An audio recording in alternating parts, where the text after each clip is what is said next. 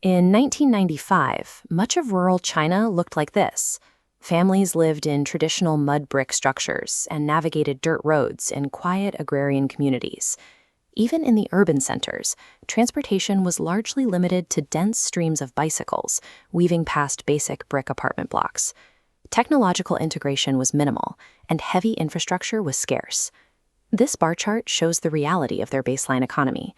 When you juxtapose China's 1995 GDP against the economic output of the US and Europe at the time, it barely registers. Poverty rates were high, and capital was severely limited.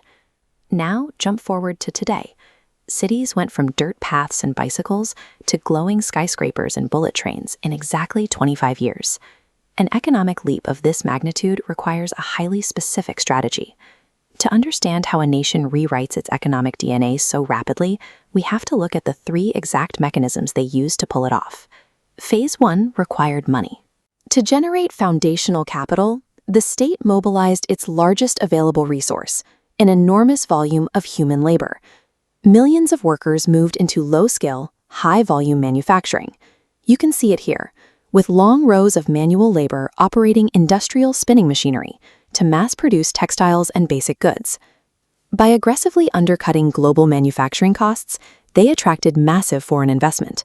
Global corporations rushed in to secure lucrative export contracts. Look at this line chart tracking export volume from 1995 to 2010. It shows an explosive, nearly vertical climb as the country captured a massive share of global trade. If we highlight the area under this growth curve, we see the resulting trade surplus. The state deliberately captured this enormous capital surplus, hoarding cash to fund the next stage. Becoming the world's factory floor was an intermediate step.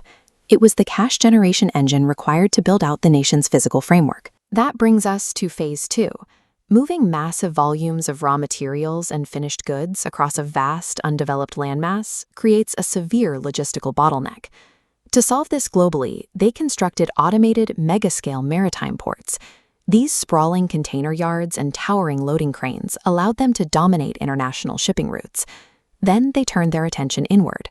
To keep the factories running, they needed to rapidly move resources and millions of workers across challenging domestic topographies. The solution was an aggressive domestic rollout. Here, a high-speed bullet train departs a sprawling modern railway station, proof of their rapid deployment of national rail networks. This map illustrates the network multiplier effect. As these glowing transit lines rapidly connect isolated economic nodes, the overall industrial output compounds exponentially. This infrastructure build effectively shrank the physical geography of the country. Disparate provinces were integrated into a single synchronized supply chain. By eliminating physical bottlenecks, scattered cheap labor pools evolved into a unified high-speed industrial machine. They were now ready for a technological upgrade. Phase 3 is the final pivot. The strategy shifted from building other countries' products to owning the foundational technologies of the future. On the factory floor, manual labor was replaced. You can see the density and complexity of these automated yellow robotic arms handling precision assembly tasks. Capital was redirected into next-generation infrastructure. These vast solar fields stretching toward the mountains represent a strategic push to dominate global green energy production. By combining advanced manufacturing with green energy, they aggressively targeted the high-end consumer market. Here, a modern electric vehicle sits in a testing light tunnel, marking their takeover of the global EV supply chain. This technological leap insulated the domestic economy. They stopped relying on foreign blueprints and began patenting their own innovations. Phase 3 elevated the nation from a global supplier to a global architect, establishing the monopolies needed to build tomorrow's smart cities. Today, those smart cities are fully operational.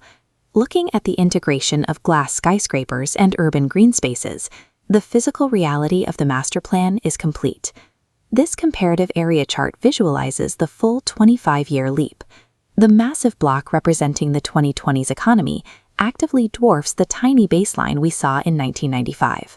That massive expansion is the direct result of executing a relentless three-phase chronological blueprint. First, generate the capital, build out the infrastructure, and acquire the technology. This 25-year sprint created a replicable model for rapid economic ascension, forcing a complete recalculation of global trade. These sprawling, brightly illuminated skylines reflecting in the water are not miracles. They are the physical result of sheer will, precise planning, and singular vision.